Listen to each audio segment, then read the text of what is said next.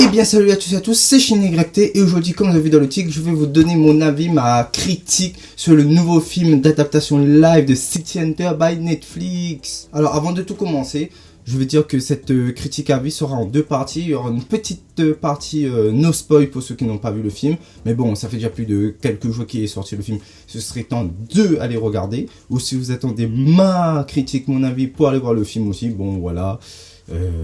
Voilà, je fais pas cheveux qui gonfle. Et avec une partie spoil qui, bah voilà, je vais dire un peu plus, détailler un petit peu plus ce film pour ceux qui ont vu. Et comme je dis après, souvent, ceux qui n'ont pas vu et que vous êtes spoilé le film, bah voilà, c'est votre choix. Et nous allons commencer sans plus attendre.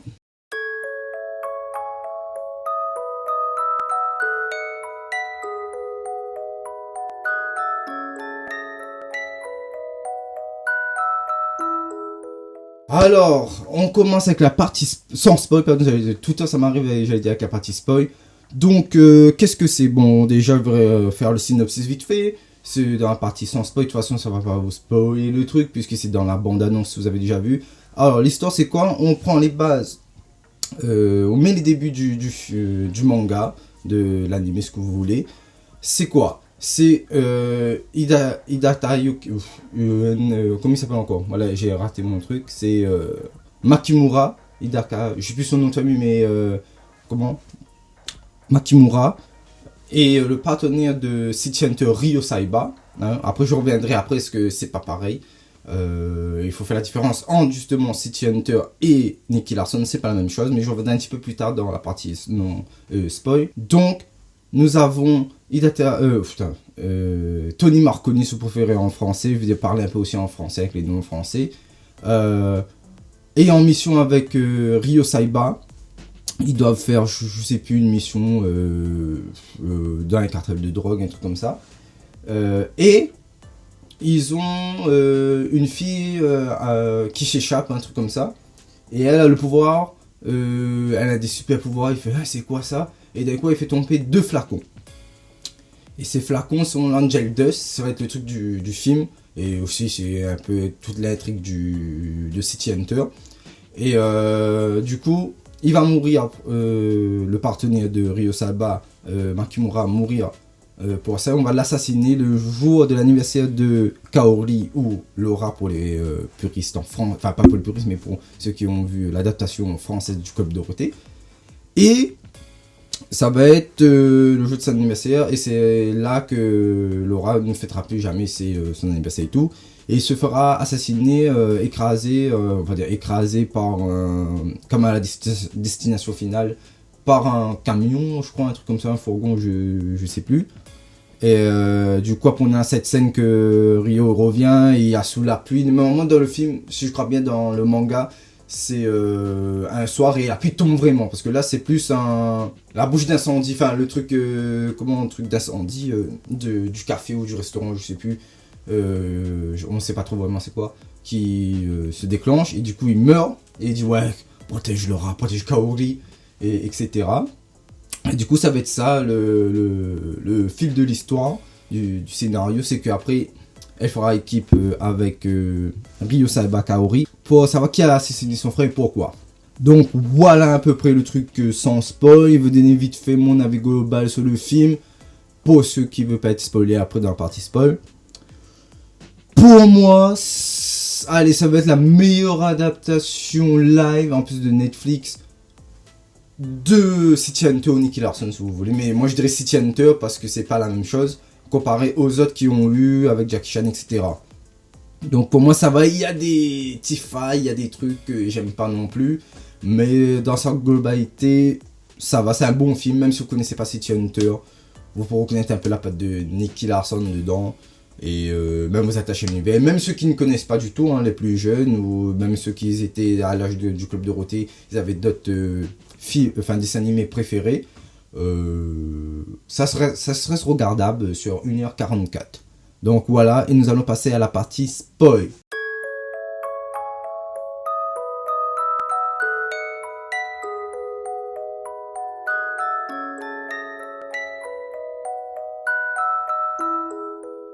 Alors, bienvenue dans la partie spoil. Donc là, si vous êtes là, c'est que vous avez vu le film ou que vous vous en fichez d'être spoilé ou vous voulez avoir un peu plus de détails pour savoir si vous allez voir le film ou pas, qui est disponible sur Netflix. Après, je sais pas si c'est sur d'autres plateformes streaming légales, bien sûr. Donc voilà. Déjà, le premier point que je vais parler, c'est le scénario. Alors, ça va être un peu ambigu. Certains vont dire, ouais, bon, c'est facilité ou pas. Ça revient sur l'origine time de Ryo Saiba. C'est-à-dire, on apprend un peu sur les personnages, on pose les personnages. Je trouve assez intelligent de faire ça. Pour ceux qui ne connaissent pas l'univers, surtout de City Hunter, parce que justement là, je vais faire une digression, enfin pas une digression, une comparaison. Nicky Larson et City Hunter, c'est pas la même chose. Déjà, que City Hunter, le personnage s'appelle Ryo Saiba, et dans la version française Nicky Larson. Je vais dire pourquoi il y a une différence. En fin de compte, dans le Club Dorothée, j'achetais des mangas, des licences, tout ça, des animés, pas pour cher. Et ils n'avaient pas vraiment comme maintenant la technologie pour savoir la traduction et tout. Et du coup, ils ont édulcoré la chose. C'est-à-dire que normalement, City Hunter, ou Nicky Larson pour ceux qui seront perdus, c'est un truc shonen, c'est-à-dire c'est plus pour adolescents, jeunes adultes. Et du coup, on remet ça pour des garçons, des mômes des garçons, oula. Des enfants de 6, 10 ans, 12 ans à la télé, trafic de drogue sombre, tout ce qui est un peu sexuel, tout ça, ça marche pas. Donc ils ont un peu édulcoré, c'est-à-dire rendre ça un peu plus bêtement le truc, pour ceux qui ne savent pas que ça veut dire édulcoré. Donc je trouve que c'est bien de montrer un peu le truc sombre, comment c'est le scénario. En plus ça peut être même un scénario d'un OAV ou même d'un film d'animation. Et de toute façon je pense qu'ils ont repris un peu quand même, quand j'ai vu l'homme des Angel Dust, que le sérum qui rend les gens surhumains et que certains ils perdent la tête, ils peuvent mourir, ils peuvent pas supporter aux effets de ce sérum, voilà. Et du coup, c'était dans le dernier film d'animation, c'est City Hunter Angel Dust. Du coup, ça m'a fait rire un peu quand j'ai vu ça. J'ai fait, bon, ça va pas casser la tête, oui et non, mais de toute façon, c'est l'un des trames principales de City Hunter. Après, comment dire, sans rentrer dans les détails, ça commence direct dans l'action. On voit le tableau avec des gens qui passent, X, Y, Z. X, Y, Z. Et là, on a une femme. S'il vous plaît, on a une vue subjective de Rio, Nicky Larson, qui, voilà, on voit le gros lolo de la femme, qui fait oui, s'il vous plaît, recherchez ma soeur, nanani, nanana. Et du coup, il accepte. Et d'une scène d'action qui va. Je sais plus, voilà, je mélange parce que ça fait 2-3 jours qu'on a vu le truc. On a une scène d'action au début, comme je disais, avec Makimura, mais ça, c'est on va dire, l'avant-commencement du film. Et qui est super top. Les scènes de combat, on voit que Ryohei Suzuki il se bat parce que on voit peut-être qu'il y a des scènes que c'est des cascadeurs, mais la plupart on voit que c'est lui. C'est très bien réussi, c'est très coloré, hein. Ça fait un peu John Wick avec les couleurs bleues, rose. Je dirais même ce serait le John Wick japonais. Bon, voilà, c'est juste pour mettre comme ça un peu en grossissant la chose. Mais bon, on sait que c'est un peu comme c'est différent de John Wick. Mais avec les couleurs, le contraste rose, bleu, rouge, ça fait un peu John Wick. Même, bon, après on sent que c'est la patte de Netflix, les combats, comment c'est chorégraphié et tout. Je sais plus le nom du réalisateur, mais je mettrai là. C'est pas mal la réalisation aussi. Après, du coup, on a un long moment un peu chiant. C'est ça, je trouve que c'est ça l'un des points négatifs du truc. C'est un peu mou parce qu'on a un truc qui revient un peu. C'est un peu redondant. Pendant 2-3 fois, on voit 2-3 jours, nuit surtout, Laura qui viendra poursuivre Ryo Saiba comme un assassin. C'est-à-dire, ouais, s'il te plaît, pourquoi t'es comme ça là, t'en profites de la vie alors que mon frère il est mort, tu devrais enquêter dessus. Et il dit, fais pas chier, va faire ta life. Et au final, à bout de la 3e fois, je crois, il dit, bon, c'est bon, tu me casses une tête dure, allez, viens. On va dans un truc, et là, mon frère, le truc qui est bien, il y a le Mokori Time, le show quoi. Enfin, ils disent danse de banane, mais c'est le Mokori Time. Ils ont traduit ça en français par Miss Banane la banane, mais en gros, c'est l'éveil sexuel ou le garde à vous en français que je trouvais mieux traduit dans le film d'animation. Le garde à vous, c'était mieux que bon, Miss Banane la banane. Et du coup, ça, tu peux retrouver dans les épisodes. même dans le manga. Donc ça c'est bien déjà. À peu près. Bon, je vais pas trop dire sur le film, enfin, détailler tout, parce que sinon la vidéo durera 40 piges. Déjà, même là, ça dure 40 piges. Vous êtes peut-être déjà parti de la vidéo, ou sauter les étapes. Ça marche. Moi, je dis le duo Kaori. En fait, j'avais encore du mal avec Kaori et tout. Bon, là, je saute le truc. Ça marche. Le duo Kaori, Ryo Saiba, Ryuhei Suzuki, et c'est Misato Morita, je crois, la meuf qui fait, l'actrice qui fait Kaori. Donc, après, nous avons aussi le personnage de comment, de Hélène, si vous voulez, mais Seiko, qui est ma badass dedans, c'est ma femme. Mais bon, dans le film, je trouve, au final, elle passe, mais comme je dirais, c'est la coupe de cheveux. J'aurais pas pris peut-être pas cette actrice, j'aime bien cette actrice, hein, mais j'aurais pas pris elle, j'aurais pris, comme je dis, Ayaka Miyoshi pour la grandeur. Et comme Seiko, elle fait un peu plus occidentale que asiatique, quoi, orientale. Donc voilà. Et nous avons Masanobu Ando, qui fait aussi Makimura, qui est très bien dans son rôle. Je l'avais déjà vu dans un autre film, je sais plus, je crois que c'est avec l'actrice qui fait Seiko aussi, dans ce film là, je sais plus, je crois que c'est dans The Fab, qu'il était dedans aussi. En vrai, j'étais un peu, je reviens sur Kaori, quand je regardais les bandes annonces, je disais, ça passe pas, mais au final, quand tu regardes le film, je disais, ouais, la perruque c'est pas ouf, ça passe. Pour revenir sur le personnage de Seiko, ouais, je refais un peu des trucs, je suis un peu perdu. En fait, j'ai pas vraiment préparé cette vidéo, j'ai balancé comme ça, quand ça va arriver. Ce qui me dérange un peu avec voilà, le point négatif un peu de ce film, c'est que, ça veut dire quelques points négatifs, c'est le personnage de Seiko. Elle est stoïque, elle vient juste là, il fait ouais, salut, ça va, ouais, moi aussi, voilà, faut prendre ça, si ça, en fait c'est l'Angel Dust, nanana. Elle est trop stoïque, elle est là juste pour faire un truc d'information. Parce que des fois, tu vois, même dans l'animé ou dans les films dans les films d'animation, le manga, elle est là, il y a un mec qui le fait chier, allez, coup de pied retonné, coup de ce talon aigu dans la figure, tu vois, là. Même pas un combat, j'étais un peu triste, mais bon, peut-être. Après, parce que là, c'est les prémices, c'est le story time, c'est avant qu'ils sont bien habitués, le duo Kaori, tout ça là. Tout ça. C'est peut-être après s'il y a un deuxième film, mais j'espère qu'il y aura un deuxième film parce que ça marche super bien. Voilà, comparé au film de Philippe Chou qui est plus Nicky Larson, justement, faut parler de ça aussi. C'est plus Nicky Larson, l'adaptation Club Dorothée que j'ai bien aimé.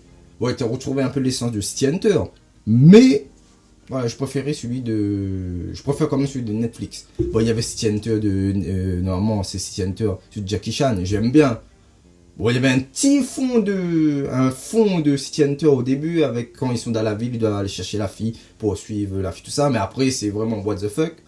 C'est vraiment plus un film de Jackie Chan avec le combat, et voilà. Mais juste au début, avec un film de Jackie Chan avec un fond de City Hunter. Mais j'aime bien quand même. Tandis que le film de Revient Philippe Lachaud, c'est vraiment Nicky Larson Club Dorothée avec plein de références du Club Dorothée. Et avec quand même, on voit qu'il a la passion de faire le film, qui connaît quand même un peu le manga. Il a mis certaines références du manga, de l'anime japonais City Hunter, mais c'était vraiment accentué sur Nicky Larson, que j'ai bien aimé. Mais voilà, si on va vraiment le vieux premier film de City Hunter, c'est celui-là de Netflix avec Ryuhei Suzuki qui incarne parfaitement. Un autre point négatif, c'est que comment dire ça, on a un peu trop au début ce côté pervers, quand justement que je dis c'est redondant avec Laura qui vient le voir, Kaori le voir, ouais, viens voir mon frère, nanani, nanana. Ça passe plutôt bien. Et aussi on a le personnage de, comment elle s'appelle encore, je sais plus la meuf, mais c'est la fille qui fait l'influenceuse là, qui m'a fait un peu penser à la fille dans Angel Dust, de l'animé là, le film d'animation, qui elle peut...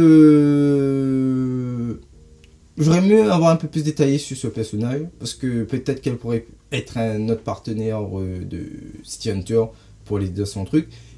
Et après, moi aussi, je dis, tiens, pourquoi il n'y a pas... Parce que je crois qu'il mentionne vite fait Umibozu, je crois, Mammouth, déjà c'est Mammouth, je crois, dans le sous-titre français.